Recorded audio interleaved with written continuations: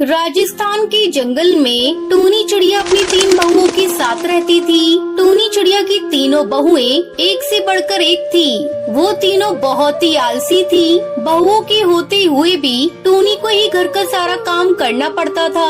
क्या करूं, 3 बहुओं के होते हुए भी मुझे ही घर का सारा काम करना पड़ता है। कुछ दिनों बाद करवा चौथ का त्योहार आने वाला था। एक दिन टूनी चिड़िया अपनी तीनों बहुओं को अपने पास बुलाती है। आओ आओ मेरी बहुओं, मुझे तुम तीनों को कुछ देना है।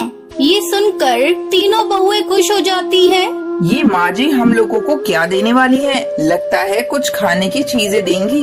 अरे नहीं रे, माँ जी हम लोगों को क्या देंगी? वो तो खुद ही चटोरी है, उनसे कुछ बचेगा तब ना। अरे चुप रहो तुम दोनों, मैं इस घर की बड़ी हूँ। शायद माँ जी घर की चाबी मुझे सौंप कर तीर्थ यात्रा पर जाना चाहती है। तुम तीनों आपस में क्या बातें कर रही हो? ये देखो मैं तुम्हारे लिए बाजार से क्या खरीद कर लाई हूँ। माँ जी क्या है इन डब्बों में? टुनटुनी बहू तुम्हें पता है ना करवा चौथ आने वाला है। मैं तुम तीनों बहुओं के लिए गहने लेकर आई हूँ। टूनी चिड़िया तीनों बहुओं को एक एक गहने का डब्बा देती है।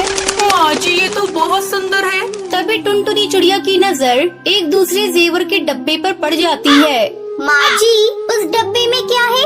अच्छा उस डब्बे में, उसमें पुश्तैनी हार है। मेरी सास ने मुझे दिया था करवा चौथ के दिन। मैं इसे ही पहनकर पूजा करती थी।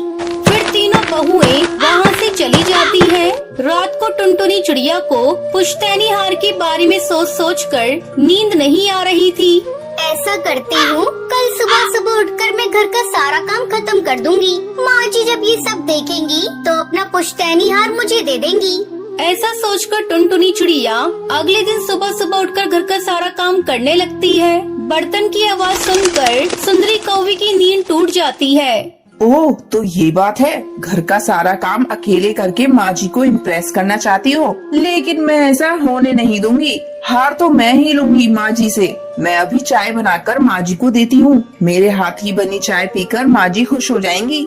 तभी वहाँ बबली कबूतरी आती है और टुनटुनी चिड़िया से कहती है, अरे टुनटुनी भाभी आप यहाँ क्या कर रही हैं? आप जाकर सो जाओ, मैं अकेले ही घर का सारा काम कर लूंगी। नहीं, मैं भी तुम्हारे साथ काम में लग जाती हूँ ताकि तुम्हारा काम आसान हो जाएगा। पहले मैं माँ जी को चाय बनाकर दे देती हूँ। सुंदरी चाय बनाने लगती है। माँ जी ये लीजिए अदरक वाली चाय। मैंने आज आपके लिए चाय बनाई है, पीकर बताइए कैसी बनी है। क्या कहा बहू, ये चाय तूने बनाई है? मुझे तो विश्वास ही नहीं हो रहा है। इस तरह कुछ दिन बीत जाते हैं। एक दिन बबली कबूतरी टुनटुनी चिड़िया से कहती है, टुनटुनी भाभी मैं सोच रही हूँ बच्चों के पढ़ने के लिए ट्यूशन लगवा लूँ। आप तो जानती हैं आजकल की पढ़ाई मुझे समझ में नहीं आती।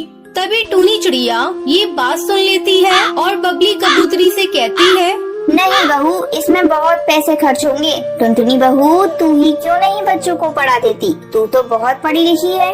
हाँ माँ जी मैं जरूर पढ़ा दूंगी। लगता है माँ जी मुझसे बहुत प्रसन्न है, तभी तो उन्होंने बच्चों को पढ़ाने के लिए मुझसे कहा। अब तो इसमें कोई शक नहीं, वो पुश्तैनी हार मुझे ही मिलेगा।